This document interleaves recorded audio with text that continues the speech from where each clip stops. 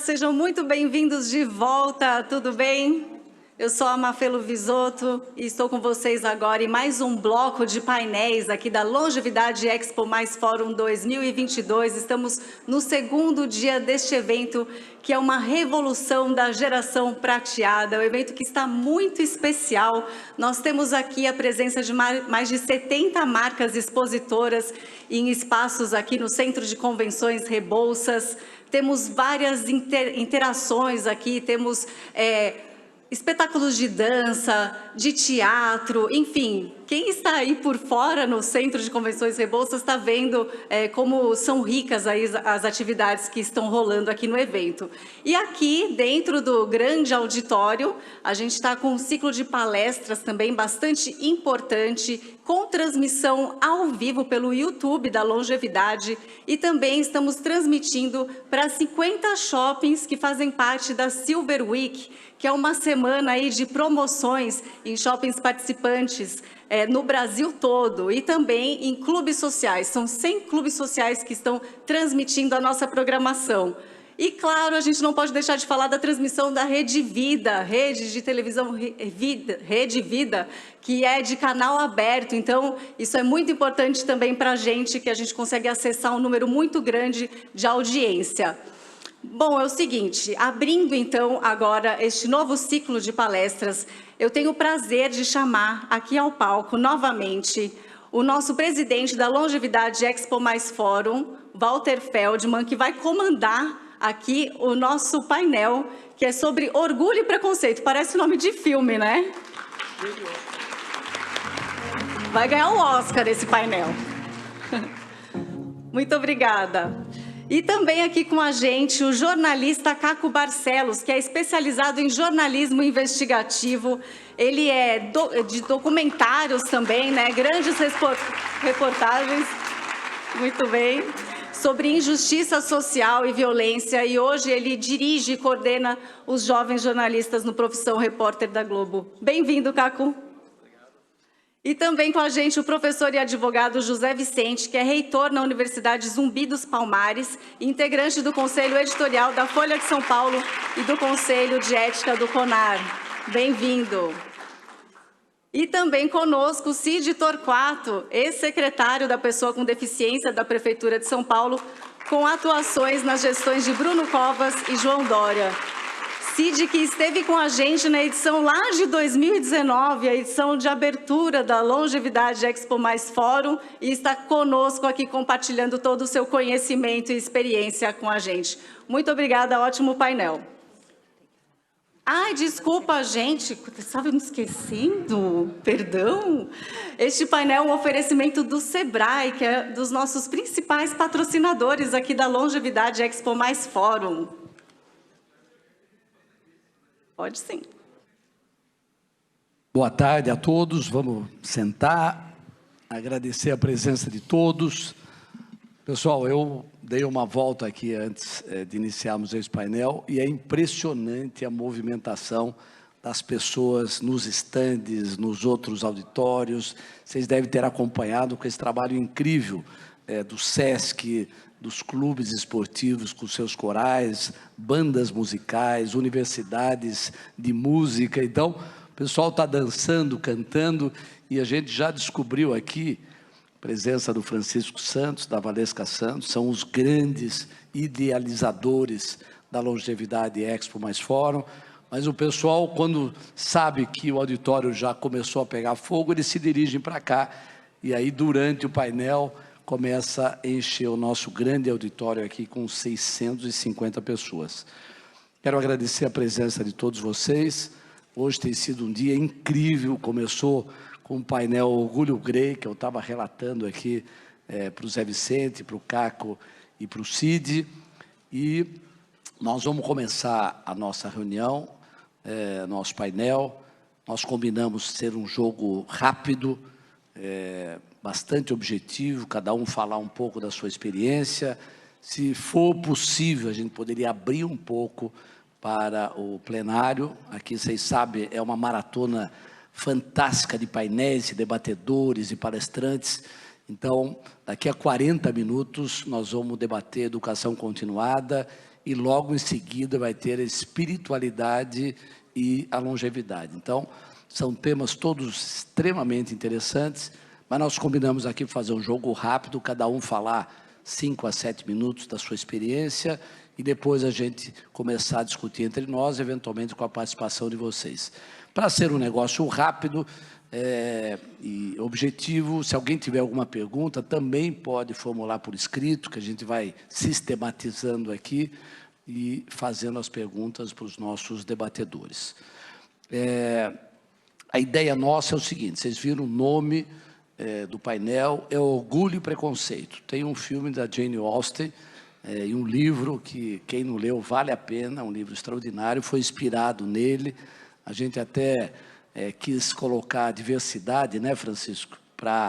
Porque tem um preconceito na imprensa, principalmente nas redes sociais, em relação à palavra preconceito, mas as palavras têm que ter seus nomes adequados. É preconceito mesmo, e a gente tem que debater isso com muita clareza, direto na fonte, para que a gente possa compreender e recusar essas manifestações que existem na sociedade contemporânea, infelizmente. Então, qual dos três gostaria de começar? O mais novo. Então, a gente fez uma avaliação da idade aqui, pessoal.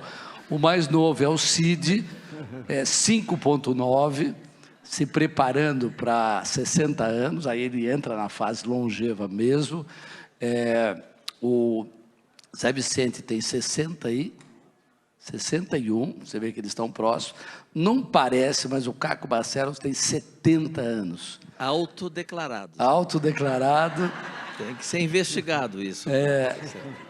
E a gente estava comentando, há 40 anos atrás, ele era muito mais jovem, eu também. Ele me entrevistava aí nas nossas lutas políticas aí. Nós dois continuamos com os mesmos princípios e valores, cada um na sua trajetória e jornada, mas muito feliz com tudo que a gente tem feito até agora. Então, vamos ao mais novo. É o Cid mesmo que vai falar? Então, vamos lá. Sem problemas.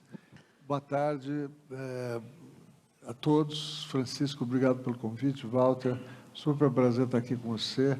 Caco é meu vizinho, era meu vizinho, né, Caco? Sim, sim. Na Avenida de Janópolis, eu via você passar, a gente se cruzava. Verdade. E Zé Vicente, poxa, fã dele, do trabalho que ele tem, fã do casal, né, Francisco e Valesca. Esse evento que vocês criaram tem uma importância tremenda, e uma importância que vai crescer ao longo do tempo, né? A gente já observa, a pandemia pegou o evento no meio do caminho, mas agora, com certeza, uma evolução fantástica sobre um tema que é de interesse de todo mundo, né? Principalmente porque a gente não esperava, ninguém esperava viver até 90 anos ou até 100 anos. Hoje eu estava falando com um amigo meu que atua em Stanford e está estudando aging, né, envelhecimento, em Stanford, e então dizem que já a geração, quem nasceu de 2004 para cá, vai viver mais de 100 anos. Então, isso parece uma grande dádiva, né? Que bom viver até 100 anos, mas em que condições? Com que qualidade de vida, né? E eu, pessoalmente, eu trago essa discussão para a minha experiência pessoal. Isso é algo muito que eu levo com muita preocupação. Eu tenho pensado muito hoje no meu envelhecimento, não só do ponto de vista do envelhecimento em si, mas combinado com a tetraplegia, que já é, já uma questão à parte, já uma questão toda complexa à parte, né? E para dar um start aqui na nossa conversa, inclusive provocar outras questões, eu queria abordar a questão da semântica, né? Semântica, isso no universo da pessoa com deficiência é algo que é muito importante, muito forte. As pessoas com deficiência foram historicamente, e como tem a ver com o tema orgulho também, historicamente foram chamados de um montão de nomes, né? Aleijados, paralíticos, e pessoa portadora de deficiência, pessoa deficiente, até que a Convenção da ONU sobre os Direitos da Pessoa com Deficiência de 2008 cria uma outra expressão que é pessoa com deficiência. E isso é uma batalha, né? Para quem trabalha com o tema, se a gente está num painel desse ou em qualquer outra situação e alguém erra a nomenclatura, erra o nome, já para quem trabalha com o tema, já vira um problemaço, porque, de novo, a semântica é importante. As palavras, Walter, matam e as palavras curam. Então, é muito importante a gente dar os nomes corretos, aprender a nomenclatura correta sobre essas questões que nós estamos discutindo, que são questões super delicadas, né, e exercitar essa semântica correta. Eu, por exemplo, não saberia dizer, né, eu quero aprender aqui, qual a semântica correta para a questão do envelhecimento, da longevidade. Como é que se chama as pessoas? Idosos, velhos, né, coroas. Né? Na questão do negro, eu nunca não sei mais se eu falo negro ou preto, ou pardo. Né? Identidade de gênero, como é que é? Né? Então, de novo, semântica é importante. Os nomes fazem uma maior diferença, podem mudar a percepção de uma pessoa com relação àquela situação, né, positivamente ou negativamente. E é isso, quer dizer, vamos aprender os nomes corretamente e pronunciar, né, esses nomes corretamente, porque esses nomes vão fazer diferença. De novo, no caso de pessoa com deficiência, para fechar, pessoa com deficiência, não tem variantes, pessoa com deficiência auditiva, pessoa com deficiência intelectual, pessoa com deficiência motora e por aí vai. Então, né, tá aí o meu pontapé inicial para essa discussão. E só lembrando, Cid, a gente está tendo uma oficina para jornalistas para exatamente discutir os termos adequados na área da longevidade. Nós podemos tratar isso depois, mas eu queria deixar bem claro que esses três realizam um trabalho extraordinário no Brasil, do ponto de vista de tratar o assunto com seriedade e orgulho, né? O Cid é uma das vozes mais importantes na questão da pessoa com deficiência no Brasil, pela atividade executiva que já realizou, mas é um palestrante chamado para todos os grandes debates desse tema, e ele seguramente tem muito orgulho da contribuição que ele deu para o Brasil nessa área.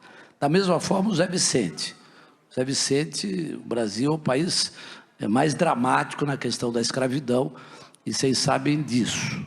Se não sabem, leiam um livro Escravidão, vocês vão ficar chocados como esse Brasil foi dramático no tratamento da escravidão. Como o professor Kalash fala, não há escravos, há escravizados, porque é uma ação muito concreta de domínio, de propriedade. E o Zé Vicente criou a primeira universidade negra no Brasil, Universidade Zumbi dos Palmares, portanto é uma voz poderosíssima nessa questão importante do preconceito no Brasil e do orgulho que começou a ter mais relevância com a criação dessa universidade. Então, doutor, reitor José Vicente, nosso amigo querido, você tem a palavra.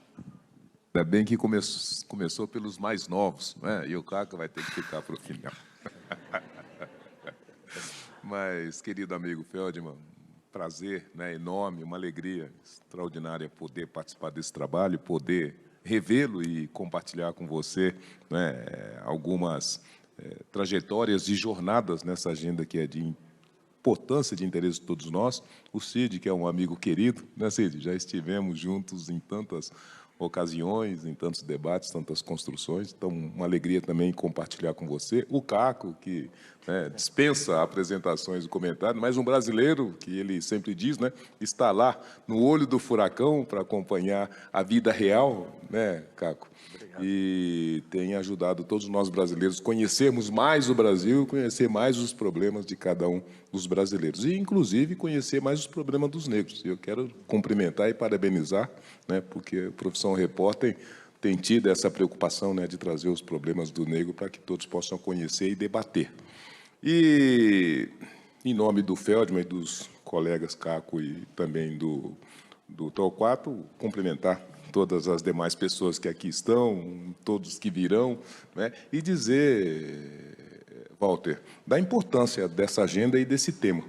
E aqui eu queria até fazer um paralelo com o que o Cid está dizendo, a semântica da palavra, do que ela define imprecisamente e do que ela nem define, e que faz do seu silêncio justamente um caminho por onde ela atravessa e, ao final de contas, alcança pessoas para fazer com que elas tenham orgulho ou para que elas possam conhecer de um preconceito. E, no nosso caso do Brasil, é bem isso que você disse. Nós, ao longo de uma trajetória histórica, esquecemos de dar um tratamento adequado para essa questão de uma escravização de 350 anos, que significou, dentre outras coisas, a necessidade quase que obrigatória de desumanizar o outro, não é? E, junto com o desumanizar, também o quase que demonizar o outro.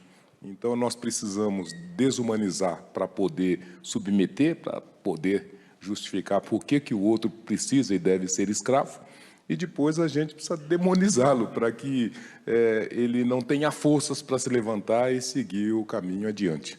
E o nosso Brasil, indevidamente, infelizmente, fez isso em toda a sua trajetória histórica, repete isso em alguma medida na atualidade e coloca para nós um desafio extraordinário, que é nos livrar desses grilhões que ainda nos mantêm escravizados, né, num tempo em que as pessoas podiam subordinar a outra por conta da sua raça e por conta da sua pele, e num tempo em que, sendo todos globais, né, e sendo todos interconectados, a cor da pele e a raça da pessoa ainda é um limitador, né, que impede que você transite, que você entre, que você fique, que você permaneça, em alguma circunstância, até que você saia vivo de determinados ambientes do nosso país, né? Nós acompanhamos como os negros entrando em alguns estabelecimentos comerciais pode significar uma sentença de morte, né, por conta da nossa, então, impropriedade de trabalhar a diversidade que nos une, que nos faz únicos e que deveria ser motivo de orgulho de todos nós brasileiros, né, de todos nós paulistas, de todos nós paulistanos, porque o Brasil, com a sua diversidade racial, seguramente é um dos poucos, se não o único país do mundo em que todas as cores e todas, né, as origens se juntam para se transformar em um só. E a gente não conseguiu nem tratar isso como um valor propositivo, objetivo, um valor e um diferencial importante, e nem conseguimos impedir que essa diversidade possa hierarquizar pessoas. Então, por conta disso, a gente está num Brasil em que a gente olha nesse auditório e não vê todo o Brasil. A gente olha na televisão e não vê todo o Brasil. A gente olha no ambiente de trabalho, nas grandes empresas, a gente não vê esse Brasil. A gente olha na política, né? Todos os candidatos estão concorrendo, não tem Brasil. Então, ao final, por conta de uma palavra que não é internalizada, que não é tratada, que não é conhecida, que não é transformada, a gente consegue permanecer dentro de um imaginário que isso é a coisa certa a ser feita, ou que as coisas são assim. E as coisas nunca foram assim, as coisas não precisam ser assim, e as coisas precisam ser transformadas. Então, por conta disso, é importante que a gente saiba disso e que a gente tenha disposição para debruçar sobre isso. E é importante, e é mais importante ainda, que a gente, em alguma medida, conheça que, apesar disso, foi possível, não é, construir tantas trajetórias, tantas jornadas, não é, tantas realizações, tantas conquistas extraordinárias e relevantes, que justifica o equívoco de manter as coisas como estão e, da mesma maneira, denotam uma potência que está aberta para a gente, então, fazer a coisa certa, corrigir os erros do passado e, ao final, permitir que nenhuma pessoa seja distinguida, seja pela sua raça, pela sua cor de pele, e que ela possa sempre ser medida pelo seu caráter, como dizia o grande Martin Luther King, né? Então, eu acho que aqui está uma oportunidade. Nós não podemos dizer mais, como diziam os que nos antecederam, eu não sabia. Nós sabemos de tudo. E nós sabemos que isso produz dor, produz sofrimento e produz, da mesma maneira, uma desumanização das pessoas. Então, por isso que eu queria te parabenizar, né? Você fala de longevidade, se a gente fizer um recorte, composição racial do nosso Brasil, isso diz respeito a 54% da população, que são os negros brasileiros. E os negros brasileiros, que, junto com os demais, precisarão fazer, talvez, 3 mutações importantes. O primeiro é justamente como é que se vive até 100 anos, como disse Cid Torquato. Também não sei, mas vamos precisar descobrir. Como é que a gente adapta toda a estrutura ambiental, a nossa cidade, os prédios, os equipamentos, para que se viva por 100 anos? E como é que se sobrevive do ponto de vista de subsistência até 100 anos? Eu também não sei, acho que o consignado não vai resolver o problema de nenhum de nós. Mas como é que faz? E o mercado de trabalho, como é que internaliza essas pessoas? E a educação? Que educação?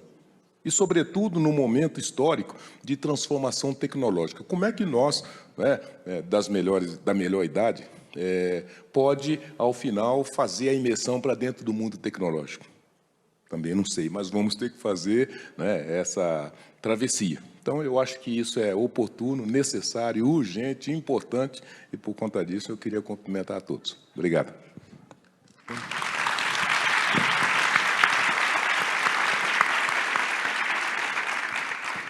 Muito bem, reitor. Está claro aí nas primeiras intervenções que a gente precisava fazer um seminário sobre isso e não apenas um rápido debate. E o Francisco Santos e a Valesca já têm pensado, até o próximo fórum, nós fazemos jornadas, maratonas, de 3 em 3 meses, pegando um tema central, aprofundando durante um dia inteiro, trazendo aí os especialistas e formular, eventualmente, uma sistematização e propostas para nós avançarmos. Caco Barcelos, você é um nome consagrado, né? A gente se conhece há muito tempo, mas já claramente no jornalismo brasileiro você já simbolizava alguém com a sua doçura, aprofundava os temas, se preocupava com a realidade em relação ao conjunto do jornalismo brasileiro, e não é por acaso que você avançou para aquilo que você faz hoje. Muito homenageado, muito reconhecido com tudo que você fez, mas você conhece as profundezas do Brasil. Você é aquele repórter que sabe que vai ao encontro daquilo que está efetivamente sendo dores do nosso país. E, portanto, além da realidade ambiental que você encontrou, você cruzou com questões relativas ao preconceito, a questão das pessoas com deficiência, ao racismo, à homossexualidade. Queria um pouco que você falasse sobre isso. Aonde que a gente busca a essência do orgulho e preconceito nessas questões? Bom, depois dessa maravilhosa e brilhante narrativa dos dois aqui, mais jovens, adolescentes, ao meu lado, o que eu posso dizer para vocês é que eu tenho me conduzido desde os tempos que fazíamos plantão nas portas das cadeias, você, Suplicy, Zé Gregório, tantas pessoas que ficavam ali anunciando com a nossa presença para a ditadura militar, a gente está de olho aqui. Às vezes não tínhamos muita sorte em contê-los nos seus atos de extrema violência, mas aquela experiência lá de trás marcaram profundamente, e como você disse, eu acho que é uma luz que nos conduz, para uns momentos que não sejam repetidos, comparando com aqueles tempos do regime de exceção. Até hoje, com a preocupação pelo dever de ofício, dever profissional, de retratar a realidade de uma nação, de um povo, com afinco, e é um compromisso diário, permanente, que essa sociedade brasileira, o nosso grande desafio é a gente se dar conta que a gente vive uma realidade profundamente paradoxal. Então, por conta disso, a gente atua, no caso do Profissão Repórter, vocês sabem que eu estou ali à frente de um grupo de jovens profissionais, alguns em começo de carreira, a gente criou, assim, virtualmente, metafisicamente, um tripé de atuação que a gente desenha como uma perna.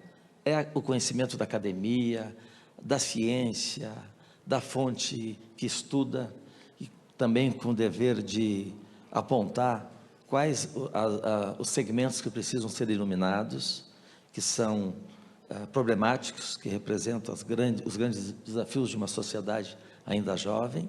É o nosso primeiro, na nossa dinâmica de trabalho, o tripé é importante. O tripé é importante, eu digo, essa perna da academia. Estamos sempre atrás das pesquisas que apontam as novidades, né? Uma sociedade em completa transformação. A segunda e mais importante, que a gente mais aplica, é a rua. Eu estou completando agora 50 anos de atuação, a partir do primeiro dia, o primeiro passo que eu dei na reportagem foi em setembro de 1972. O primeiro passo foi na rua, que representa esse o começo de carreira no jornalismo. E na medida que você vai prosperando, se desenvolvendo, tendo seu trabalho reconhecido, a tendência é você ir galgando os próximos degraus. Eu continuei sempre um repórter definido como repórter vira-lata, porque isso, sobretudo, me faz feliz. Eu não abro mão disso. Então, a rua para a gente é essencial. É pela experiência da rua que a gente determina se o poderoso, a fonte poderosa, essencial da academia, ou seja, qualquer tipo de setor da sociedade, está alinhada ou não com os anseios da sociedade. Determinamos para nossa paz de conduta, achar que estamos cumprindo o nosso dever, a premissa de que, quanto mais distante a gente estiver dos corredores do poder, qualquer tipo de poder, mais próximos será, ou maior será a nossa chance de se aproximar da verdade. Por que a gente faz isso? Eu costumo, diariamente, antes de ir para a luta, ir para o fronte, eu faço uma pequena reflexão com a consciência dessa sociedade paradoxal. Eu faço duas perguntas para mim mesmo. Eu pergunto, qual será meu destino e quem eu vou conhecer hoje? Aqui é um momento que raramente acontece na minha vida, que eu sabia com alguns dias de antecedência que estaria participando desse evento aqui maravilhoso. Mas normalmente eu não sei o que vai acontecer amanhã. Eu faço sempre essas perguntas, porque elas vão determinar a qualidade do meu trabalho. Rapidamente assim, já que eu falei das nossas fontes de pesquisa, elas são simplórias, porque eu acho que é essencial para você conhecer uma realidade de um povo, é saber como é que anda o bolso do povo, como é que anda a economia desse povo. Há quem diga que não, é essencial a educação. Se a educação é de péssima qualidade, é um dever público ter uma educação de boa qualidade, mas for de péssima qualidade, por meio da prosperidade financeira, você compra acesso a uma escola de excelente qualidade, e assim sucessivamente. Bom, as nossas fontes sempre são Receita Federal, IBGE, IPEA, também as entidades independentes do exterior, Oxfam, por exemplo, que está sempre medindo como anda a desigualdade no mundo, inclusive a nossa. Qual a conclusão deles? Olha como é importante fazer as duas perguntas. Eu peço à Receita Federal, a cada ano, às vezes até 2 vezes por ano, como é que está a divisão a partir da declaração do imposto de renda do brasileiro. Como é que anda? Eu peço para dividir em 16 categorias, que vão de um salário mínimo até 160, 140 salários mínimos. Depois da reforma trabalhista tem que pedir a partir de R$500, tem empresa pagando R$500, e até menos. Mas vou ficar de 1 a 160. O que diz, o que a ciência, né, desses números da Receita mostram sobre como anda a sociedade brasileira. Numa ponta, vou apontar aqui para a direita, estão aqueles que ganham acima de 160, 140, acima de 180 mil por mês, mais ou menos. E são muitos brasileiros nesse lado. São exatamente 74.600 segundo os dados de 2021. Nas minhas perguntas pela manhã eu posso decidir, eu vou conhecer hoje essa turma. São brasileiros bem-sucedidos, a maior parte é herdeiro de gerações passadas, que enriqueceram no passado. Ele nasce com esse privilégio, mas tem muito também das novas gerações, sobretudo os rentistas, os donos de banco, os donos das grandes corporações nacionais ou internacionais, enfim, são muitos brasileiros. Eu tenho colegas que passam um ano iluminando a história dessas pessoas, todos têm seguidores, são objeto de encantamento até de muitos brasileiros que querem seguir a mesma trajetória. São muitos brasileiros. Na outra ponta, segundo Receita, segundo Oxfam, IBGE, também tem muitos brasileiros. 107 milhões de brasileiros têm renda inferior a um salário mínimo. Segundo a Oxfam, 80% dos brasileiros com renda inferior a 2 salários mínimos. As minhas perguntas pela manhã são significativas por isso. Que realidade eu vou mostrar? Se eu vou aqui para esse lado, eles representam 0,002% da sociedade brasileira. Eu diria assim, é o país que deu certo, entre aspas.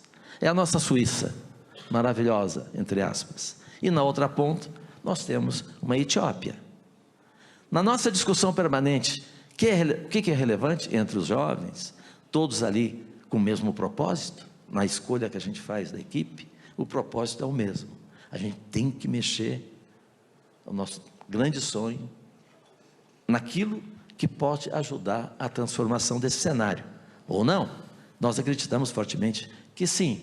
Se a matéria for de saúde, que envolve a longevidade, por exemplo, se a gente escolher o lado de cá, nosso repórter, Eric Von Poser, jovem repórter, ficou um mês sofrendo profundamente, porque acompanhamos como é que é a trajetória de alguém longeva, com câncer terminal. Nós procuramos durante 8 meses, a gente faz muito processo de acompanhamento, 8 meses, várias pessoas precisando de uma quimioterapia para tratar o seu câncer terminal. Os personagens procurados pelo Eric morreram diante da câmera dele, lembro de vários dele, sem receber uma quimioterapia. Uma quimioterapia. Na outra ponta, e a gente tem a obrigação de mostrar esse contraste, estamos falando do país da diferença, quantas horas os privilegiados, eu nem estou falando da classe A, classe B, classe C, burguesa clássica, a partir de 5 mil por mês, 17 mil por mês na classe B, a classe A acima de 35 mil. Eu quero falar dos extremos, porque eu acho que nos extremos estão a origem dos nossos problemas extremos. Então, nesta ponta do Brasil que dá certo, não vão esperar 48 horas para receber a sua quimioterapia. Não vai exatamente para o hospital fazer esse tratamento. Vai para o resort da saúde e terá à sua disposição os melhores equipamentos. Esses hospitais que atendem essa turma, do 0,002% da sociedade brasileira, têm excelentes profissionais altamente qualificados, que pode ser comparado com qualquer país em desenvolvimento. E o outro lado, né? Como fica? Eu dei o exemplo da saúde, posso falar de segurança, mas não sei se estou me estendendo, para a gente ser democrático aqui com o tempo. Falo logo depois, então, de outros exemplos. Muito bom.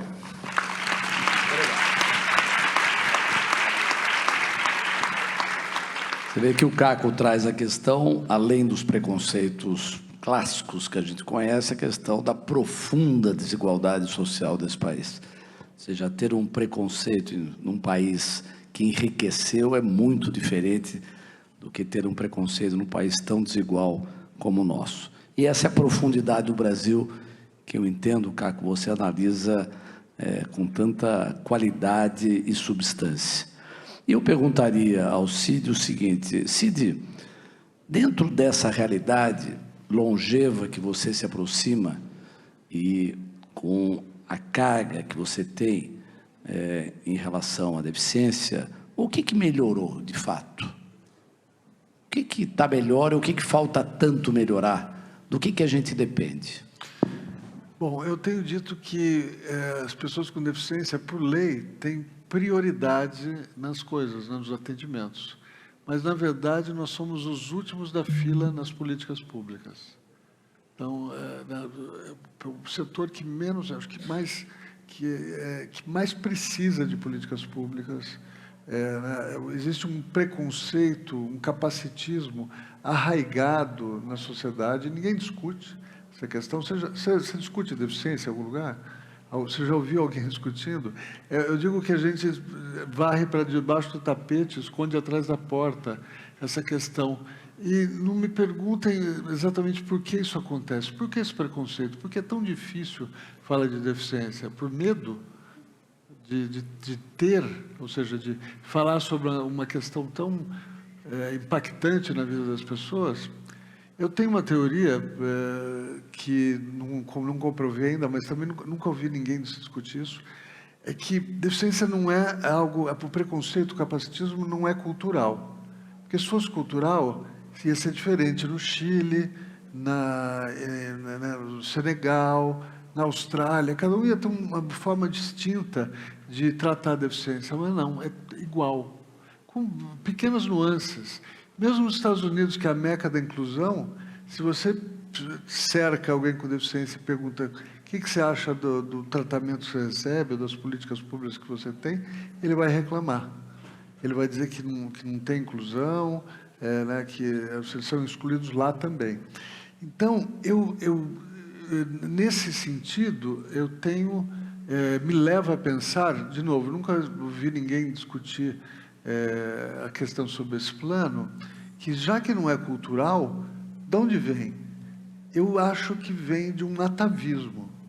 Acho que é atávico o preconceito.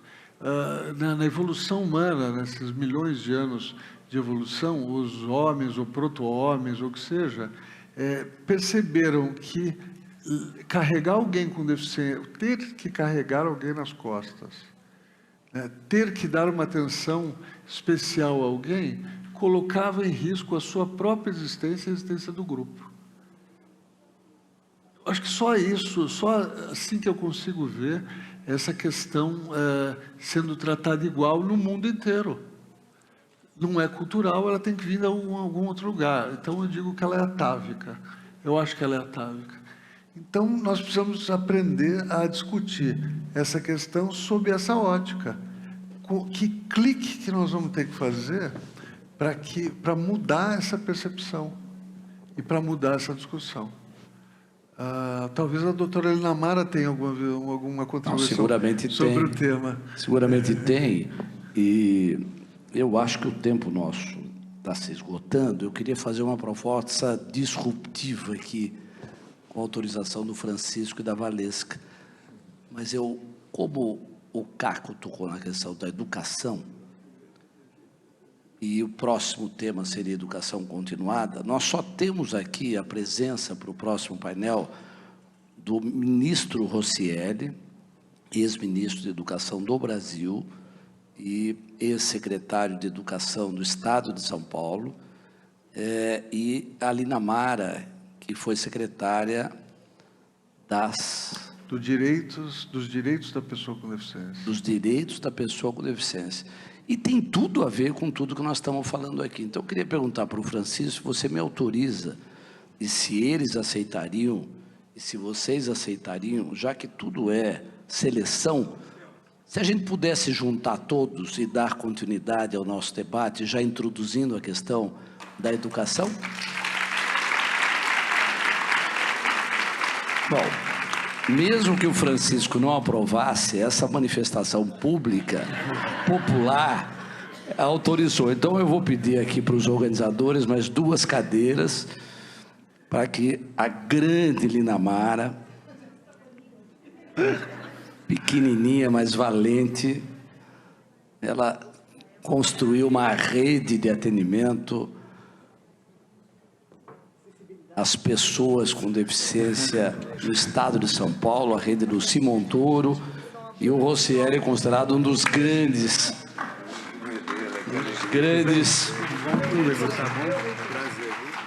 transformadores da educação brasileira e paulista. Eu sei. A senhora é minha madrinha. O Cid, o Caco e o Zé Vicente aceitaram também? Eu não perguntei. Aceitaram a introdução desses dois? Honra. Muito bem. Namara, senta aqui. Posso ceder meu lugar aqui também para os Não, convidados? você fica aí, Caco. Pelo amor de Deus. Pode.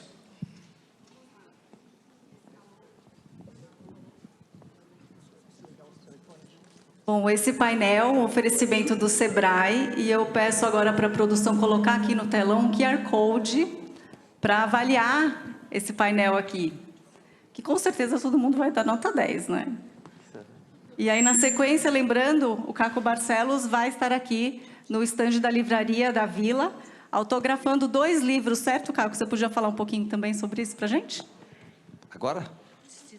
Pode ser, enquanto a gente não começa o outro.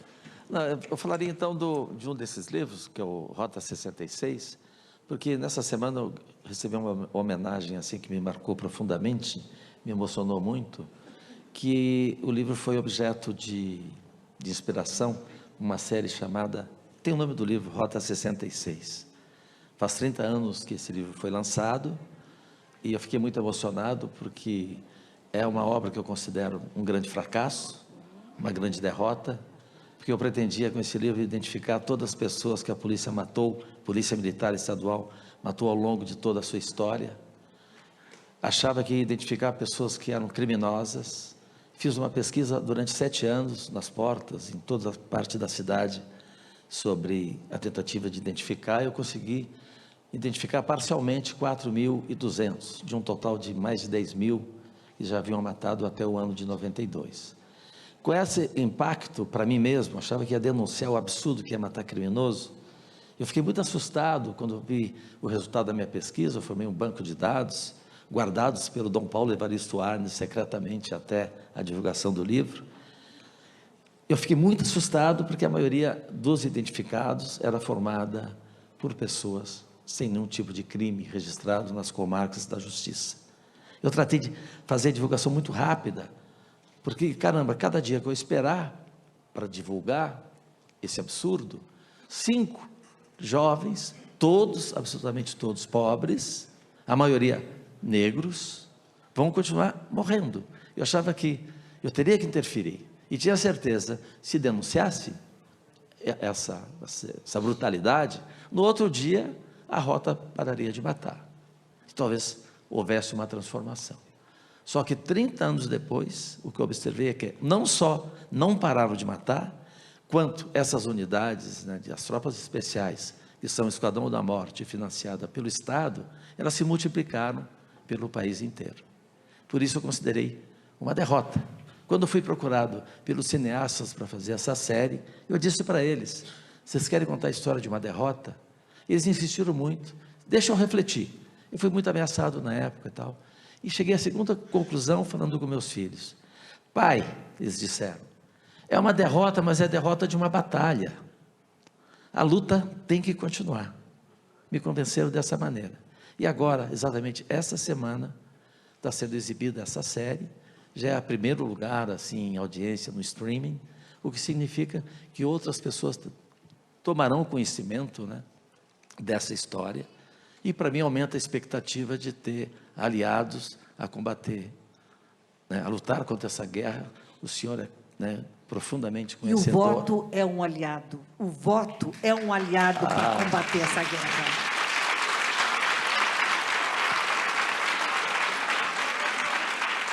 A gente tem que votar em mulher, minha gente. Quem sabe cuidar do povo são as mulheres. E são as mulheres que já passaram por essa violência. Prestem atenção, o voto de vocês pode fazer muita diferença. A gente tem boas opções para o Estado e só tem uma opção para o governo federal. Muito bem. Você vê que o debate está esquentando aqui, né? Já era uma seleção, com a incorporação desses dois craques aqui, não vai ser fácil se movimentar. Eu queria, antes de passar a palavra para a Linamara e para o Rocieli, fazer uma pergunta ao Zé Vicente. As cotas que foram introduzidas no Brasil na época do Montoro, me lembro muito bem quando começou esse debate, elas aumentaram o orgulho e reduziram o preconceito? Elas aumentaram o orgulho e publicizaram o preconceito. O Caco acho que trouxe uma informação muito relevante para todos nós. Ele trouxe os números dos que estão do lado de lá, né? Os que estão na miséria, os que estão na pobreza, os que estão na periferia e que estão também naquela franja social dos que têm nada. E ele não disse que 70% dessas pessoas têm cor, e têm a cor negra, né? Os miseráveis, os pobres, são os negros. E nós também, dentro dessas despreocupações com as trajetórias, nós esquecemos de pensar que essa cidadania, que é indispensável para todos nós, é uma cidadania que, da mesma maneira, ela continua sendo atávica no que diz respeito ao homem e à mulher negra no nosso país, porque é uma cidadania pela metade. Até hoje, nós não conseguimos concluir a nossa abolição. E, por conta disso, nós temos cidadãos de duas classes, né? Os brancos, que estão em todos os espaços e podem transitar em todos os espaços, e os negros, que têm que permanecer, né, naquele canto recortado da periferização. Então, essa foi a nossa trajetória, a nossa história, e a nossa luta é para mudar esse tipo de coisa.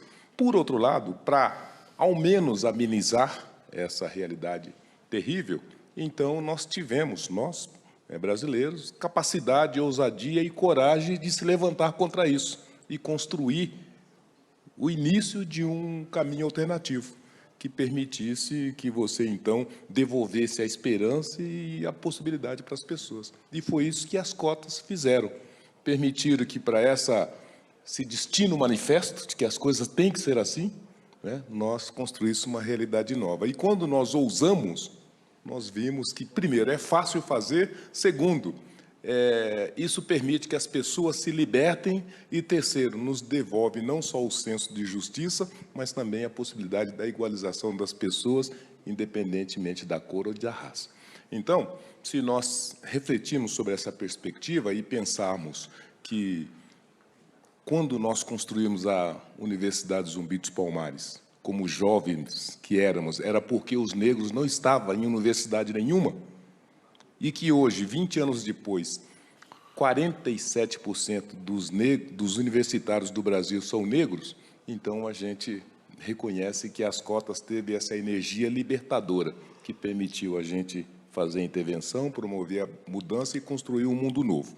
E quando os números nos apresentam na atualidade que hoje, nesse exato momento, a política é importante e é tudo, e que, para mesmo nessa limitação dos não participantes da vida social, tendo a resultante de que, com a nossa luta, nesse exato momento, são a maioria dos participantes da política brasileira, ou seja, nesse exato momento, 54% de todos os candidatos são negros, sendo que 37% são mulheres negras. Então, veja, as cotas abriu a caixa de Pandora virtuosa e permitiu que aquele Brasil, que parecia ser a definição de tudo, se transformasse e apresentasse esse Brasil novo. E as cotas também permitiram que as nossas universidades se transformassem, se abrissem, se oxigenizassem, e permitiu, da mesma maneira, que agora a diversidade tem um componente importante, Caco, que é um exército de 1 milhão de jovens negros, homens e mulheres, formados na maior universidade do nosso país, e, com isso, uma classe média intelectual, uma classe média muito brevemente econômica e, seguramente, uma nova elite para o nosso país, diversa, não é? E que contempla todas essas possibilidades de igualização do tecido social. Então, as cotas foram as melhores coisas que pudemos fazer em toda a história do nosso país. Muito bom. Bela resposta. Havia dúvida no começo sobre essa questão, né? Se as cotas dariam uma contribuição. O nome do painel agora é Orgulho, Preconceito, Educação ou Educação Continuada é uma solução? Então, Rocieli pode se introduzir nesse debate, depois eu passo a palavra para a Linamara. Bom, boa tarde a todos. É um prazer muito grande, Walter, estar aqui com vocês, compondo essa mesa, essas duas mesas agora, né? Agora virou uma mesa das mesas, sei lá. Mas acho que vai enriquecer muito o debate e, obviamente, educação continua sendo e deverá continuar sendo o pilar de uma verdadeira transformação da sociedade. E agora numa velocidade muito mais rápida, né? E eu queria mostrar um pouquinho, eu tenho uma apresentação, não sei se pode colocar onde é que vai, onde é que não vai. Aí, obrigado, né? Então, educação continuada e longevidade, né? É óbvio, a gente sempre fala que nunca é tarde para aprender. Eu tive esse exemplo dentro da minha casa, Walter. Meu pai foi um menino de rua, não terminou a escola na idade certa, só foi terminar quando foi fazer EJA, já adulto, e foi quando a nossa vida se transformou, meu amigo Zé Vicente. Foi quando meu pai conseguiu daí passar num concurso público. Então, eu vi o poder da educação dentro da minha casa, dentro da minha vida. Mas hoje a gente está falando de um conceito cada vez mais inovador. O Brasil está passando por algumas transformações, assim como o mundo, né? 1 em cada 4 brasileiros vai ter mais de 65 anos em 2060, segundo o IBGE. E nós não estamos preparados para o envelhecimento da nossa população. Isso em todos os aspectos, inclusive no educacional. Para além disso, né, nós precisamos lidar... Deixa eu ver se eu passei mais de um aqui. Não, é isso mesmo. Nós precisamos lidar com coisas como... A gente falou aqui da renda. 39% dos brasileiros dizem que a sua renda é a única responsável por manter a casa. E isso vai ser ainda mais importante à medida que se aumenta a longevidade.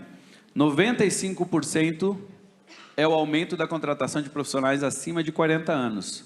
Ou seja, o mercado começa a dar sinais de contratação de idades maiores. A tendência era uma contratação menor. Lembrando que nós estamos próximos do fim do bônus demográfico do Brasil. É muito importante. Então, a gente está nesse ponto de convergência. E aqui, o que nós fizemos com os nossos jovens e crianças ao longo desses últimos 50, 60 anos importa, né? Mas, olha também a possibilidade. O mercado vai movimentar, destinado a pessoas de 65 anos ou mais, até 2030, ou seja, apenas em 8 anos, 15 trilhões de dólares.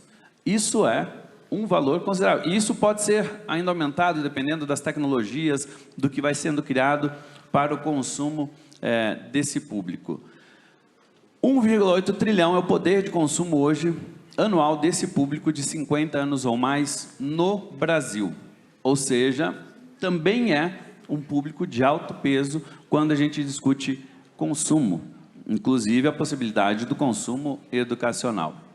Esses são alguns dados para a gente trazer e refletir um pouquinho, muito rapidamente, para falar sobre educação e longevidade, né? Eu acho que a gente tem uma necessidade de revisitar a educação. Aqui tem um exemplo, eu preciso até explicar, né? Porque aqui a gente está trazendo a universidade aberta para a terceira idade e a universidade, como é que é o nome certinho? Universidade da Terceira Idade. Porque o nome UTI fica meio estranho, né? Eu não achei extremamente sugestivo. Eu estive já no UTI e não é necessariamente uma coisa que me traz, mas é a Universidade da Terceira Idade. Hoje tem estudos mostrando... É o AT? Na matéria estava como UTI. Obrigado pela correção, então. Que em cima é aberta, tá?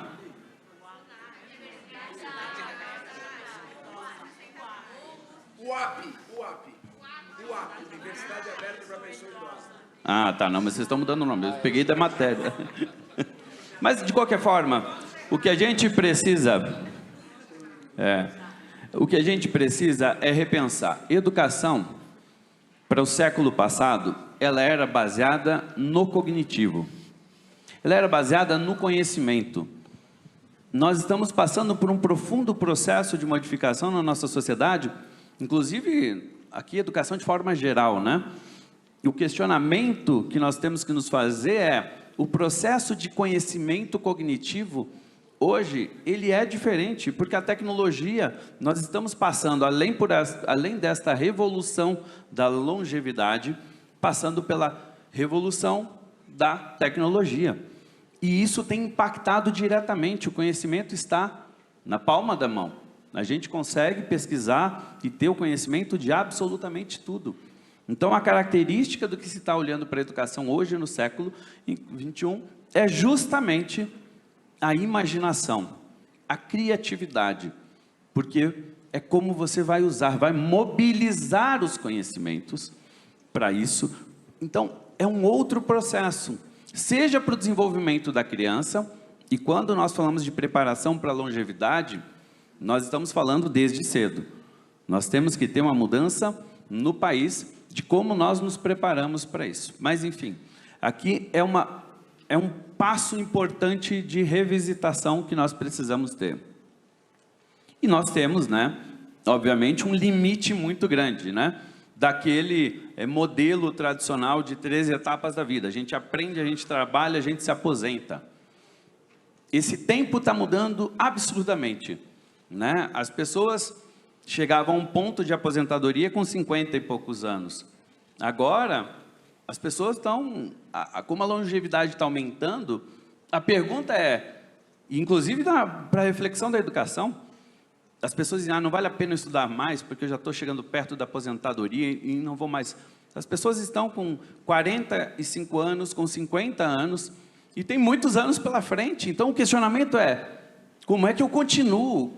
O que a educação pode e deve fazer? Então, este processo está sendo alterado. Reconhecer também a riqueza desse convívio do aprendizado. Aqui tem um pilar importante. Cada vez mais as empresas estão olhando para o aprendizado da vida. Por isso que tem aumentado, inclusive, as contratações de diversas idades.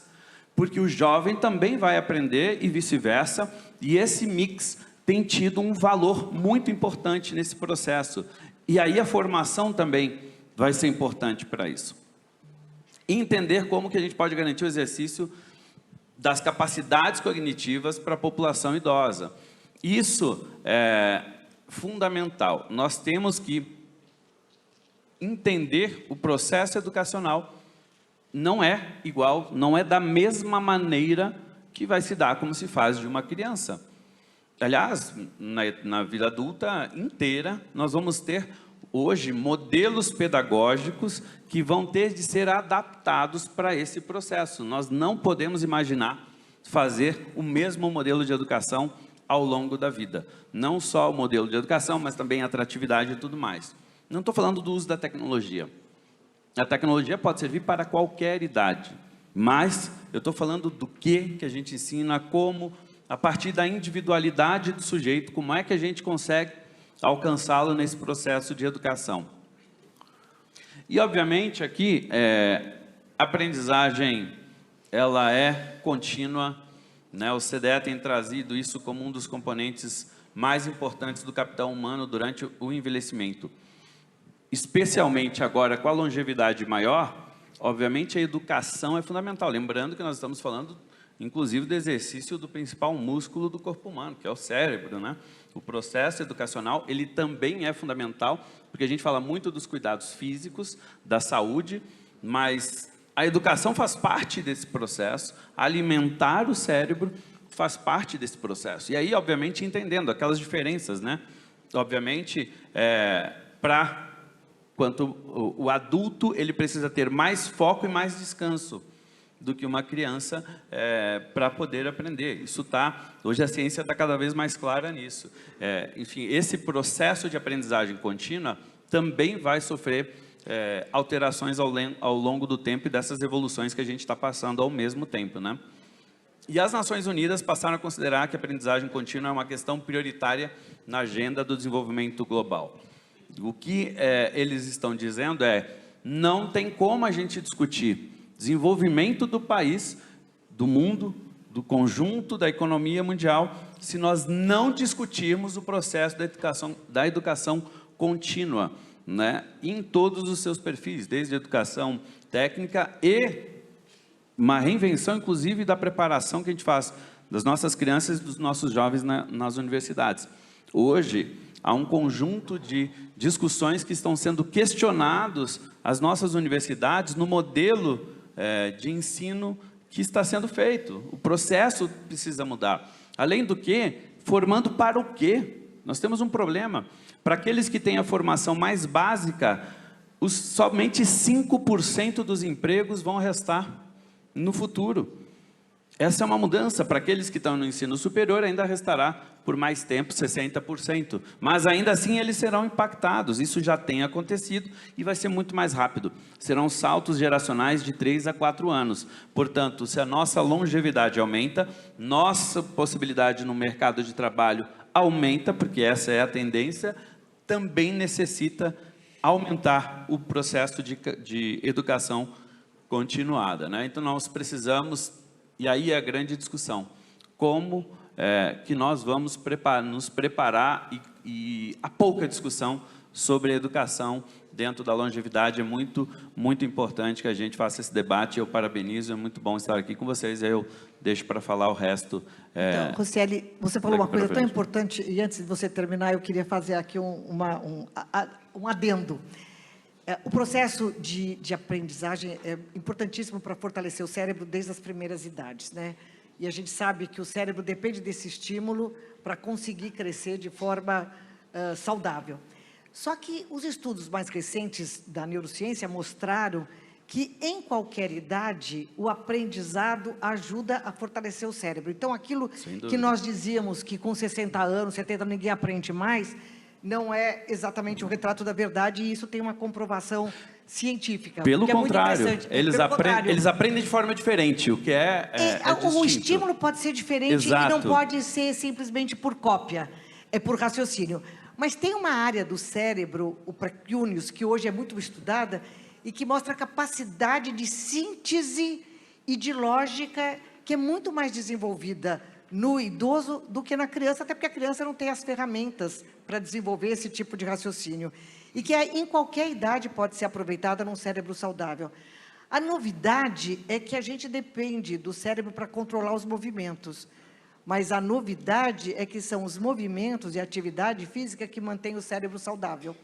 Por isso que as duas coisas precisam dar junto. Vida saudável e cérebro saudável depende de exercício, alimentação adequada. E isso é até interessante, que faz questão de 2 meses, o Rodrigo Garcia reuniu um grupo de especialistas. Eu tive o privilégio de estar lá, naturalmente mais por amizade do que não sou especialista, mas ele queria me ouvir, sobre exatamente como é que a gente podia construir uma política pública consistente e que pudesse ser disseminada pelo Estado rapidamente.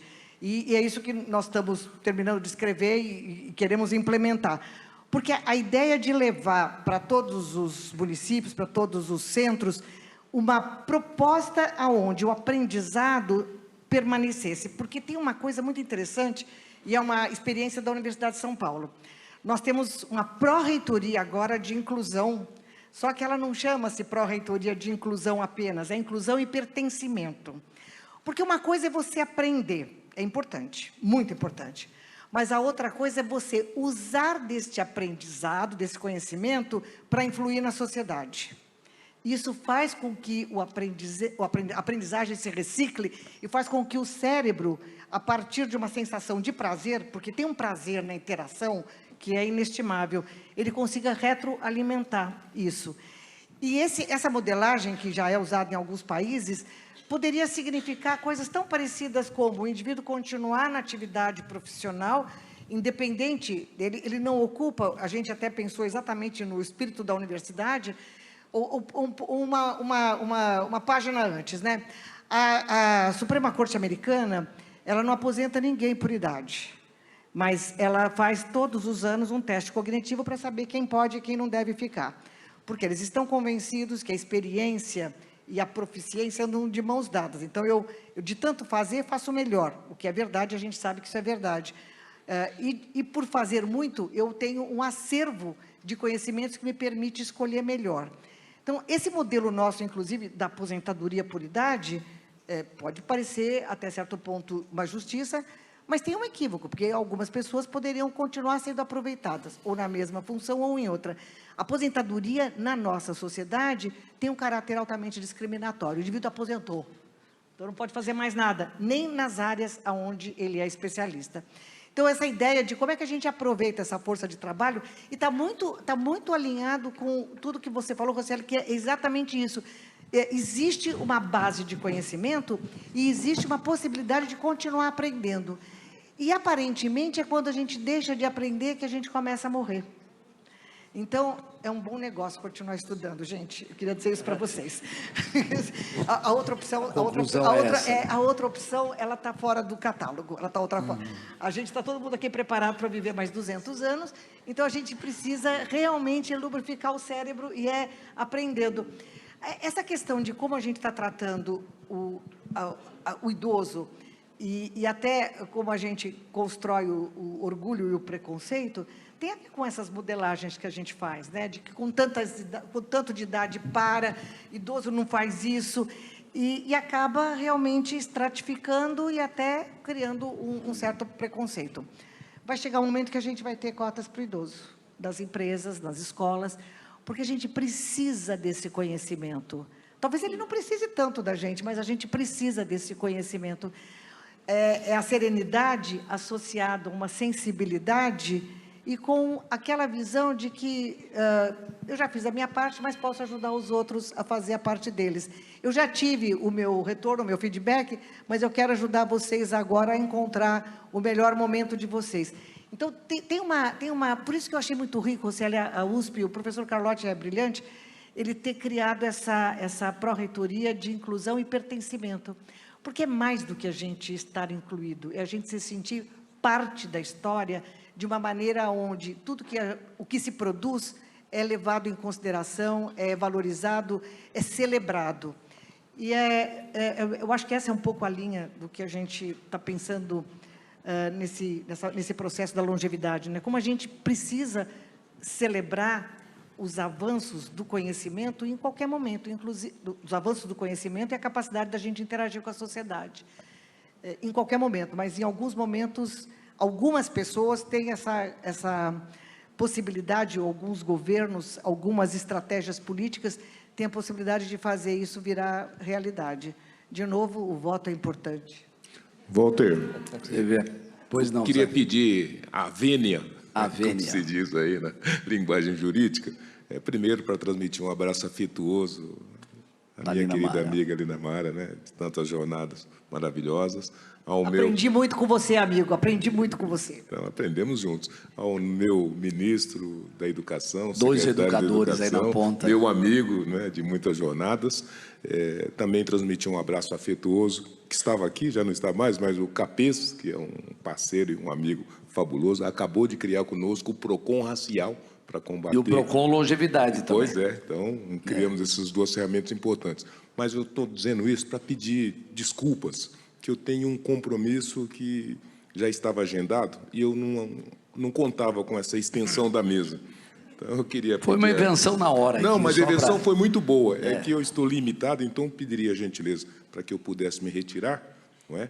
E me coloco à disposição para conversa dessa natureza em qualquer outro momento. Mas transmitir um abraço afetuoso para todos que nos acompanham. Você saia francesa, então. Só queria que você conhecesse a Lorena lá depois. Tá bom. Deixa eu perguntar aqui, Caco, aproveitando todas as intervenções que foram feitas depois, queridão, até porque o Francisco me estimulou também, nas profundezas do Brasil, como é que é tratada a questão da longevidade, vis-à-vis a questão também os problemas educacionais que foram aqui falados? Olha, seguindo aquela linha inicial da minha participação, a gente sempre observa sobre essa realidade do paradoxo das diferenças, né? E é cruel você ver nas áreas mais longínquas, sobretudo assim distantes aqui do Sudeste, como se dá o tratamento das pessoas que precisam, por exemplo, de apoio na área pública, né? Nós tivemos também algumas tentativas de retratar isso lá no nosso programa, e o que mais pega, me parece que, dependendo das capitais brasileiras onde você está e se direciona para o interior, o quanto há vários riscos de interferir na qualidade de vida das pessoas quando elas são do segmento pobre da sociedade, né? Na questão da violência, por exemplo, é um absurdo o risco que as pessoas correm se elas são moradoras, por exemplo, uma família trabalhadora de onde? De Ipanema, eu acho que é um bom exemplo, no Rio de Janeiro, no Leblon de Ipanema, zona norte do Rio, que talvez seja as únicas cidades brasileiras onde há uma grande proximidade entre as minorias ricas e a maioria pobre. Geralmente, a diferença é apenas geográfica e muitas vezes não passa de 100 metros. Você tem uma diferença brutal. Só para falar assim de uma coisa que todo mundo sente e se reclama, são essas chamadas operações policiais militares, né, que são legitimadas pelo Estado, sobretudo aquelas ações introduzidas no Rio de Janeiro logo antes da pandemia, que foi um reforço das polícias militares com dinheiro da União. O candidato à vice-presidência esteve à frente dessas ações nos morros do Rio de Janeiro. Eles aumentaram enormemente a matança, mesmo que o STF tenha exigido apenas uma ação em situação de emergência, a partir da morte de um menino que estava dentro de casa, aliás, o pai idoso, foi baleado na cabeça, a partir desse trauma da vizinhança, com protestos que envolveram incêndios de transporte coletivo, que a comunidade costuma fazer quando o morto não é um criminoso, que está na guerra também armado, houve essa proibição. É inacreditável que depois a exigência só pode fazer em situação de extrema raridade, de extrema excepcionalidade. Fizeram 2.600 operações proibidas pelo STF. E os atingidos disso sempre são os trabalhadores de baixa renda.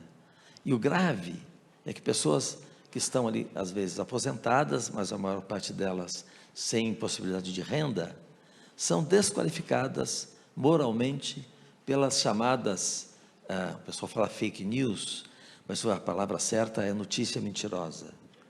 A notícia mentirosa, ela é um legado, novamente, impossível não falar disso, dos tempos da ditadura. Hoje, o produtor de notícia falsa está atrás de um computador.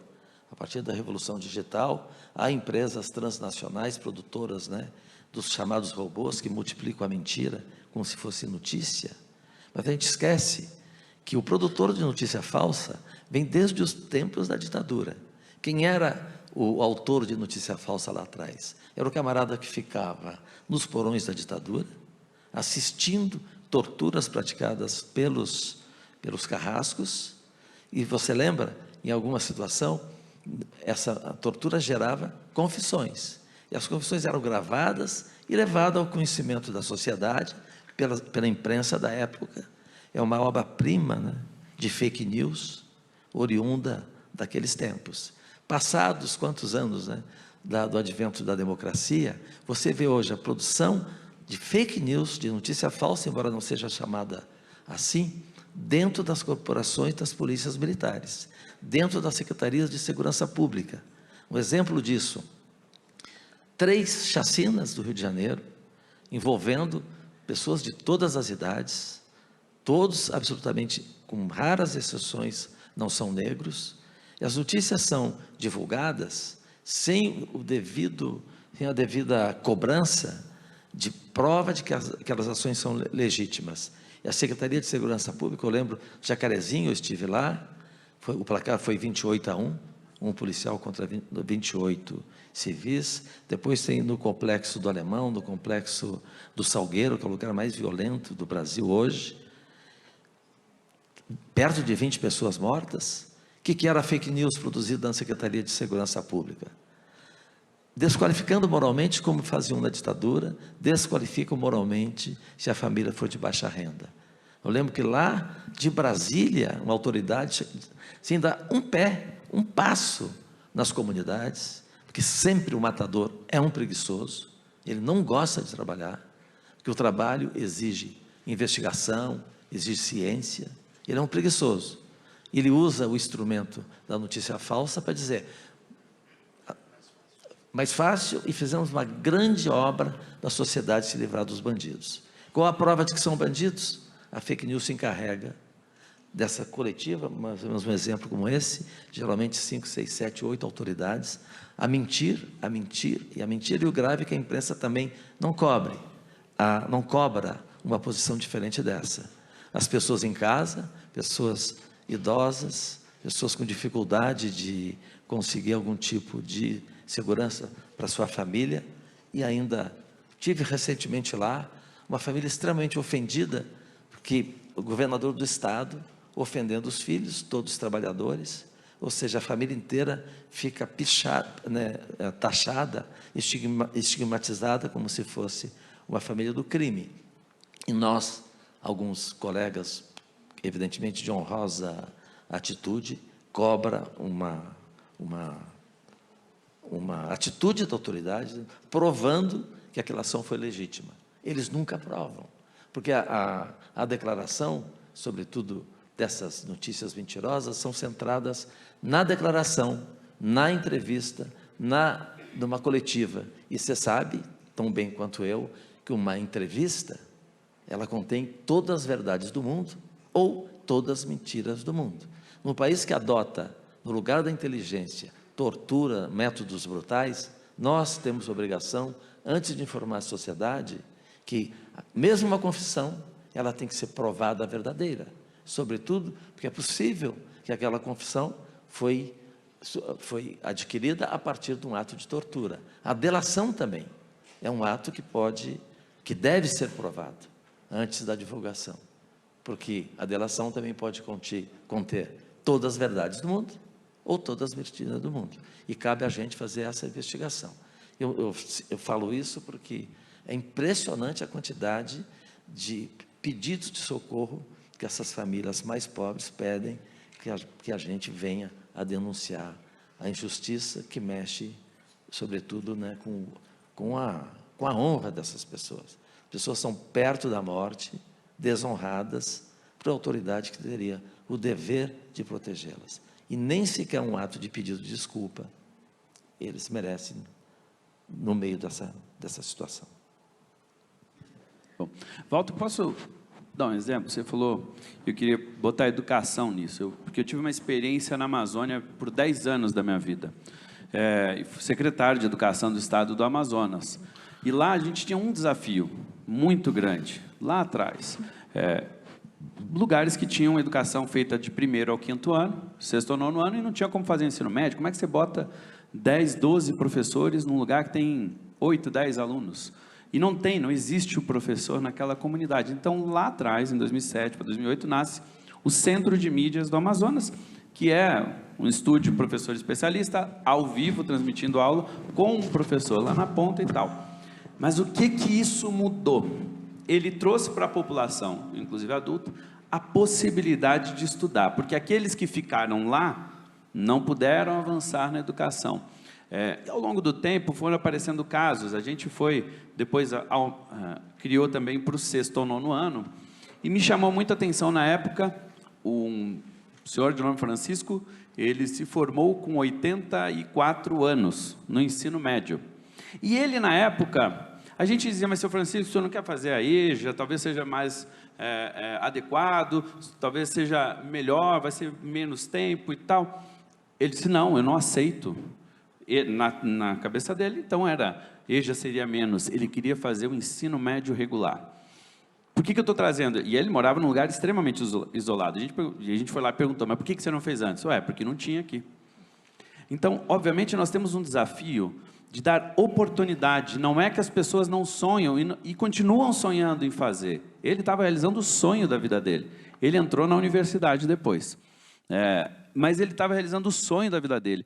Então, nós temos um desafio nesses Brasis imensos, que é dar oportunidade. E, obviamente, instigar para que esse sonho continue. E a educação precisa ser para toda a vida, porque está aí, uma prova com o seu Francisco. Aprendi muito com ele naquela etapa da minha vida, num dos lugares mais isolados do nosso país, que é a Amazônia. Muito bom. Não sei se vocês assistiram o debate ontem, queria que vocês comparassem um pouco o debate com isso que nós estamos fazendo aqui. Imagina se o Brasil fosse isso que está sendo traduzido nesse painel duplo extraordinário. Mas nós temos pouco tempo para encerrar e eu queria aproveitar uma provocação incrível que o Cid fez aqui. Vocês devem ter observado, não sei se a Linamar e o Roscielli já estavam, mas como conclusão final dos 4. O Cid diz o seguinte: o preconceito é atávico, ou seja, é mais talvez do que estrutural, está dentro, nos pertence o preconceito. Então, eu queria perguntar, a partir do Cid, que você falasse um pouco sobre isso, Cid, do atavismo, do preconceito, e se a educação pode ser a saída para isso. Bom, com certeza a educação é a saída para tudo. E na visão das pessoas com deficiência, eu não sei se a senhora concorda, doutora Linamar, eu fico sempre meio com dois pés atrás, né? Porque quem conhece aqui de deficiência, eu tenho, mas quem conhece é a doutora Linamar. Não apoiar, você é um conhecedor profundo. Às vezes, quando eu tenho a oportunidade de falar com jovens e crianças, eu sou meio cruel no seguinte sentido. Eu falo para a criança com deficiência: está vendo esse seu amiguinho do seu lado? Você tem os mesmos direitos que ele, mas a sua vida vai ser muito mais complexa, muito mais difícil.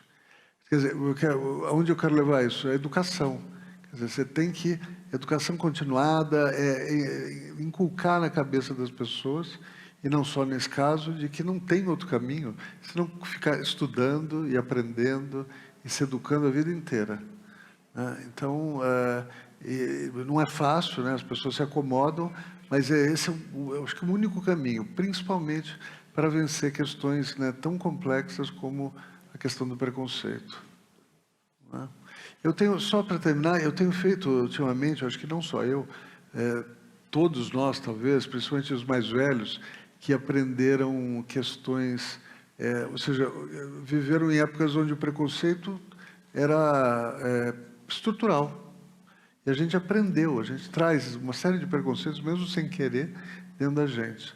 Né? E eu tenho feito muito esse exercício de pensar, de novo, na questão semântica, né? Acabaram as piadinhas homofóbicas, com certeza, e nesse exercício de repensar como a gente trata as pessoas e a linguagem também que a gente usa nessas situações. Né? É um exercício custoso. Eu não sei se para você também, Walter, Roscielli, mas esse de aprender as novas semânticas. Né? E, de novo, eu acho que a educação pode melhorar isso para a gente, traz isso para a gente. Bom, mostra que essa junção do painel não foi artificial. Nós estamos encontrando a resposta e a saída. E seguramente, Caco, lá nas profundezas do Brasil e das comunidades, principalmente cariocas, se não botar muita educação lá, não vai ter saída também. Linamar, é atávico e é educação? É atávico, a educação muda isso, a neurociência mostra isso, e tem uma questão clara: a gente ensina o cérebro por repetição. Quando você quer que uma criança aprenda uma letra, ela tem que repetir algumas vezes.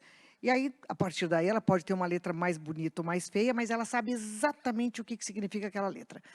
As outras questões que envolvem o preconceito e as formas deselegantes com que a gente trata determinadas situações, pessoas e até condições em que a pessoa vive, o leproso, o manco, o cego, elas dependem da educação. É uma forma, a gente ensina o cérebro a olhar para aquilo, a pensar diferente e a se exprimir. Ouvir a própria voz tem um impacto enorme, Rocieli vai me corrigir se eu estiver exagerando, no aprendizado. Por isso que a gente manda as crianças ler em voz alta. E a gente devia mandar os adultos degenerados lerem em voz alta e escreverem 1000 vezes, como a gente fazia na escola, lembra? Que a professora mandava, na lição de casa, você tinha que encher o caderno inteiro. Isso iria ajudar, talvez não no curto prazo, mas no longo prazo ia ajudar as pessoas a refazerem o seu processamento central, porque nós temos uma série de engramas, uma série de sinapses que se acostumam com algumas coisas. Os nossos neurotransmissores não conseguem resolver essa questão, porque o processo entra no automático. E quando ele entra no automático, a gente fala e sente sem perceber. Então, é preciso mesmo uma reflexão profunda, mas é preciso educar a criança, desde o primeiro momento, a sentir cheiros, odores, a experimentar novas... A gente não ensina a criança a experimentar novos alimentos, ela tem que experimentar novos olfatos, novos cheiros, novos odores, para entender que o cheiro diferente não significa que a pessoa seja igual, pior ou melhor. A gente precisa corrigir de forma veemente quando a criança ou o adulto usa uma expressão inadequada. O nosso rosto tem que ser tão expressivo, de tanto constrangimento, que a pessoa nunca mais se atreva. Primeiro, ela não vai falar perto da gente.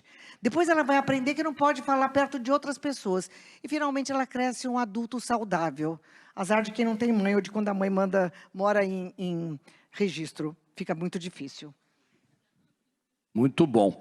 Olha, pessoal, a gente está transmitindo por canais de YouTube, Rede Vida de televisão em canal aberto, e seguramente esse debate, outros extraordinários que aconteceram, serão transmitidos ainda, não se fala mais videotape, né, Caco? Serão transmitidos repetidamente, para que aqueles que não puderam assistir possam acompanhar os acontecimentos incríveis que nós pudemos assistir aqui. Caco, educação é a saída? Caco, eu só queria que você me dissesse se nós pioramos em termos de preconceito e discriminação nos últimos 3 anos. Olha, eu sou suspeito para falar, porque eu sou cria de escolas públicas, lá de Porto Alegre, criada pelo Brizola, que veio fazer a mesma coisa aqui no Rio de Janeiro. E a gente fez um programa mês passado sobre os cotistas do Rio, e é impressionante. Desculpe, repito, que eu acho relevante demais a gente associar o desenvolvimento da educação, mas precedidos da distribuição de renda. Né? Digamos que pode ser pela via da tributação dos mais ricos. Eu acho uma loucura. Eu comecei a me alfabetizar com 9 anos de idade, porque não havia escola no meu bairro. Sabe quem me ensinou a escrever? A escrever e a ler? Foi a minha mãe, que era analfabeta, meu pai também. Na verdade, minha mãe fica indignada quando a gente fala que ela é analfabeta. Diz, eu estudei muito. Quantos dias, mãe? Abre a mão. 5 dias na escola. E ela me ensinava no caminho de casa para o centro da cidade, por exemplo, a dividir sílabas, lendo as placas da sinalização. E eu lembro quando cheguei na escola com quase 9 anos de idade, eu reclamei para minha mãe ao chegar em casa, mãe, eu estive na escola e não aprendi nada. A senhora disse que a escola é fundamental, meu pai achava assim, radicalmente importante você estudar. Eu lembro que o presente que ele me deu ao ser demitido de um emprego lá, passou numa livraria, jogou no meu colo assim, olha, o último presente que eu te dou, eu acabo de ser demitido, eu guardo com muito carinho até hoje o presente, que foram 3 dicionários, capa dura, da língua portuguesa. Leia todas as páginas, a palavra essencial para você combater os inimigos. Nem sei até hoje quais eram os inimigos. Mas eu reclamei para minha mãe. Reclamei para minha mãe. Não aprendi nada na escola. Disse, meu filho, eu te ensinei quase tudo. Calma, que depois do segundo mês você vai começar a aprender. Então, evidentemente, eu considero essa experiência de estudar numa escola pública de qualidade essencial, mas desde que a gente não esqueça, nessa competição, nessa corrida pela prosperidade, por exemplo, a gente não pode esquecer que tem ali um pessoal que recebe o legado, né, de um privilégio atribuído a essa diferença de renda na sociedade brasileira. Quando chega lá na época de chegar à conquista de uma academia, há quem defenda, os radicais que são contra o cotista, defenda a teoria do mérito, né? Por que eu vou perder o espaço que eu estudei a vida inteira e vem alguém que está despreparado e vai ter o meu lugar? Só que eles esquecem que o trabalhador de baixa renda, ele vai estudar geralmente no 13ª hora do dia. Ele vai exausto para a escola, porque ele tem que trabalhar às 8 horas, perder enorme tempo no transporte, e ele chega exausto. E ainda assim, os mais, né, persistentes, os heróis, eles vão chegar e vão conquistar, agora, felizmente, pela via também da lei de cotas, ter o mesmo acesso. E o que eu acho maravilhoso, que a gente mostra nessa última reportagem, que o desempenho no ensino, o desempenho nas universidades do Rio de Janeiro, contraria essa teoria de que, por meritocracia, eles não merecem um acesso. O desempenho é idêntico. Antes, na prova do Enem, não. Claro, ele chega completamente despreparado em relação àquele filho da burguesia do país que teve acesso, sem precisar trabalhar um dia desses 17 anos, né? O reforço do curso de especialização, as melhores escolas do mundo, estaria competindo com aquele que talvez nem sequer tenha, né, o dinheiro para chegar à escola, mas quando entra na faculdade, o desempenho deles é incrível, como é idêntico, ou com uma pequena diferença, algum ano para menos, algum ano para mais. Muito bom. Ministro. Obrigado. Primeiro, desejar muito sucesso na sua nova empreitada, na sua jornada fantástica aí para os últimos dias, e saber com você se o preconceito também pode ser combatido com uma educação estrutural para esse país que tanto carece disso. Eu acredito que a educação é o caminho de transformação. Nenhuma criança nasce racista nesse país, nenhuma criança nasce preconceituosa. É a nossa sociedade que está transformando isso. É a nossa sociedade, são as nossas famílias, é a nossa escola, é tudo. Somos nós que estamos, de alguma maneira, perpetuando isso, né? O hereditário, o atávico, não é do nascimento, mas sim daquilo que a gente está perpetuando. E a educação, ela tem esse poder de transformação, mas a gente precisa falar desses temas lá dentro. A gente precisa, desde cedo, né, estar trabalhando com esses conceitos dentro da escola. E isso, obviamente, leva tempo, é geracional. O Brasil está numa revolução educacional desde a década de 90, né? É importante dizer, educação no nosso país é muito jovem, educação básica, a bem da verdade, né? Porque a inclusão passa a ser na década de 90, né? Quando o Brasil vai lá e diz, realmente, todas as crianças devem ser incluídas. E em pouco tempo, em experiências no mundo, pouco tempo o Brasil colocou todo mundo para dentro da escola. Ótimo. Agora a gente está na busca da revolução da aprendizagem de qualidade, né?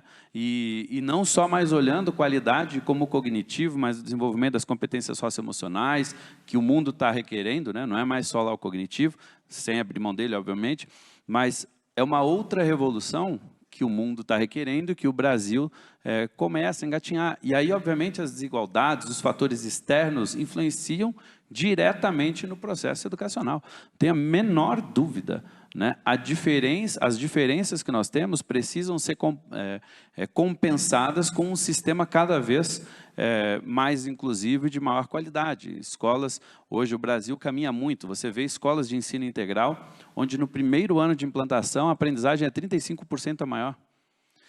No primeiro ano. isso faz uma diferença para a vida dessas crianças absurda. Mas aonde que estavam sendo feitas as escolas de ensino integral? Onde tinha classe média, porque é onde diminuiu a população jovem. Aí lá na periferia que mais precisa, não tem aumento, ou seja, não, temos que forçar, tem que fazer lá para quem precisa. E aí vem a desigualdade econômica. O jovem precisa fazer uma escolha de trabalhar para ajudar a família ou ir para a escola. Eu vivi isso na pandemia, quando a gente estava no processo de volta às aulas, eu não sei se vocês lembram, era 30%, depois tinham, né, rodízio e tudo mais. Teve um momento desse processo de volta às aulas, que eu, visitando escolas, cheguei numa escola, só tinha menino na sala de aula. Não tinha menina nenhuma. Aí eu disse, fui na outra sala de novo. Aí eu perguntei para a professora, professor, mas o que está acontecendo? Porque, via de regra, né, as mulheres são muito mais dedicadas e melhores nos estudos do que nós homens. Não tem a menor dúvida. Pode aplaudir, é verdade. Né? Mas sabe o que estava ali por trás? Por que as meninas não estavam? Porque eram elas que tinham que cuidar do irmão mais novo, eram elas que tinham que fazer faxina junto com a mãe para ajudar a sustentar. Mesmo o irmão delas, depois a gente até conversou, estava lá. Ou seja, na hora da volta às aulas, quem não pôde voltar quem mais precisava. Não pôde voltar. Olha o tamanho da desigualdade que a gente tem que enfrentar. Eu concordo com você, Caco. Passa, assim, pelas desigualdades econômicas, financeiras, sociais, de todo tipo.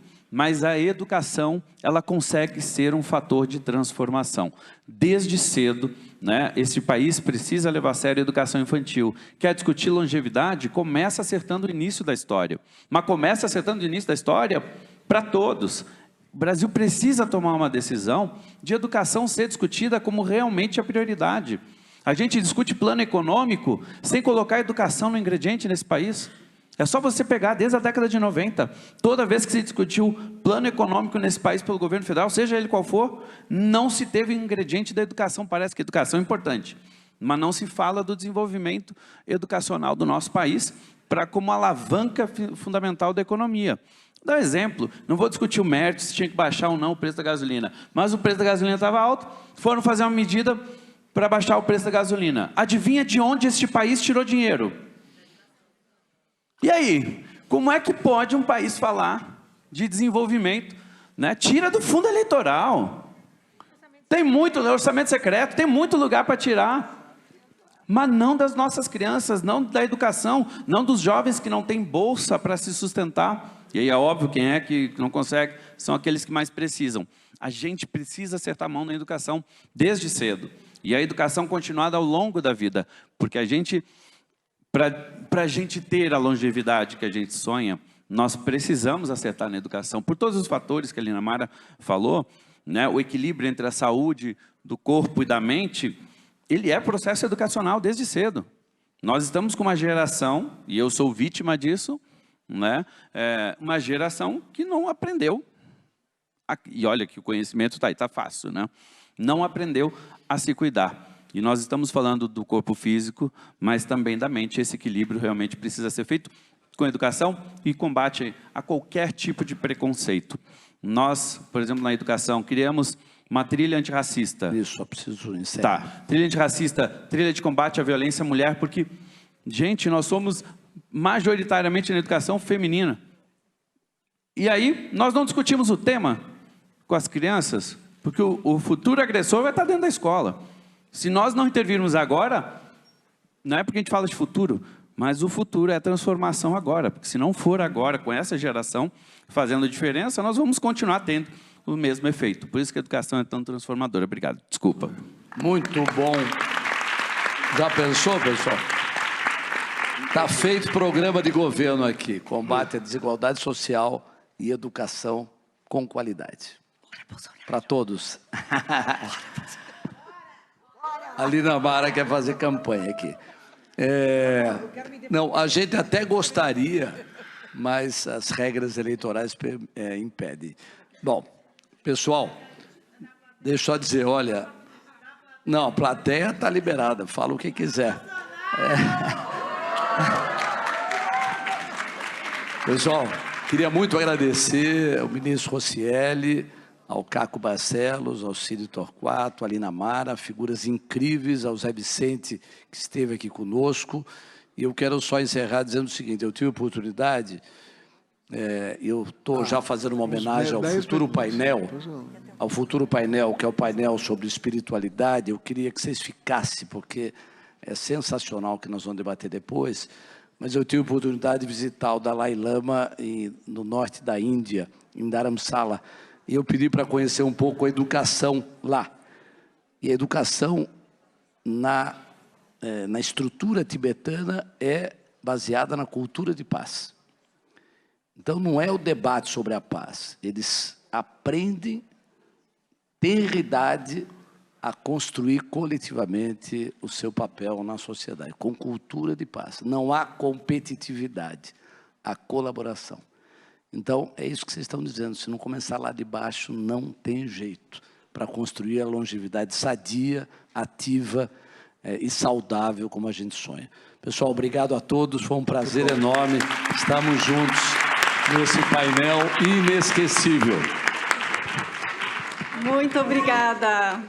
Eu tenho a sensação que um painel fica melhor que o outro e a gente não quer sair aqui desse palco, né? A conversa flui de uma maneira muito gostosa. Esse é o Longevidade Expo mais Fórum, minha gente.